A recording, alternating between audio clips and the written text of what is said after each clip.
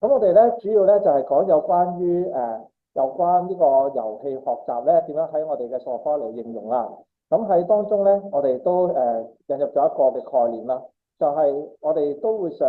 將課時一啲嘅延伸去到學時，等同學仔咧喺我哋嘅學校嘅一個嘅課時嘅時間啦，咁學完嘢之後啦，又或者係之前或者之後啦，咁我哋咧就可以引用佢哋課時以外嘅時間啦。令到咧佢哋可以繼續去到學習啦，又或者係預習啊，或者係鞏固一啲嘅知識啦。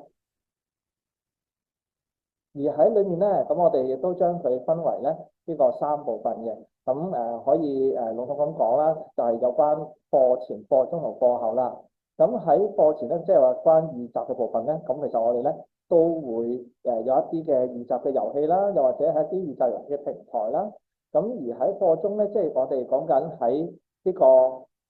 課堂當中，我哋學習嘅時間啦，咁我哋亦都會一啲嘅遊戲化學習啊，又或者一啲遊戲學習啊、探究式學習啊，將我哋一啲嘅課堂裏面嘅內容咧，以呢個嘅模式咧嚟到穿插起去嘅。咁而最後咧，去到課後嘅環節咧，咁就會進行呢個嘅鞏固部分啦。咁亦都會將一啲我哋課堂一啲嘅遊戲，我哋再進行一啲嘅鞏固嘅遊戲啊，咁令到咧同學仔咧亦都可以喺遊戲當中咧除咗即係平時做嘅工作字之外啦，咁亦都可以用一啲遊戲嘅形式去到訓練佢哋嗰個嘅數學嘅一啲嘅技能啦，又或者學習呢啲一啲嘅知識嘅。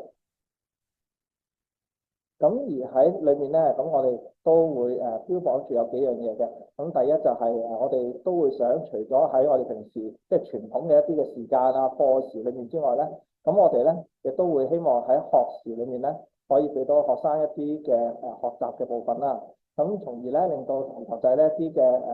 嘅數學嘅一啲學習嘅素養啦，同埋亦都可以進行佢哋自己一啲嘅自學嘅能力啦。咁而當中咧就包括咗頭先都有所講啦，遊戲學習啦，咁亦都會有我哋一路用開嘅一啲嘅混合式學習啦，同埋翻轉嘅一啲嘅概念喺裏面嘅。咁而喺咁講翻我哋呢個遊戲學習部分啦，咁其實我哋咧都會將佢分為有遊戲化學習啦，同埋呢個遊戲模式學習嘅。咁遊戲化學習咧，咁我哋通常咧就會一個嘅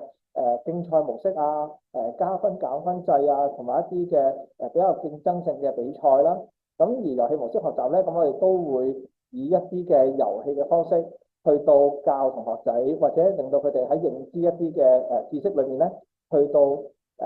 用透過呢個遊戲啦，去到學到一啲嘅學習重點嘅。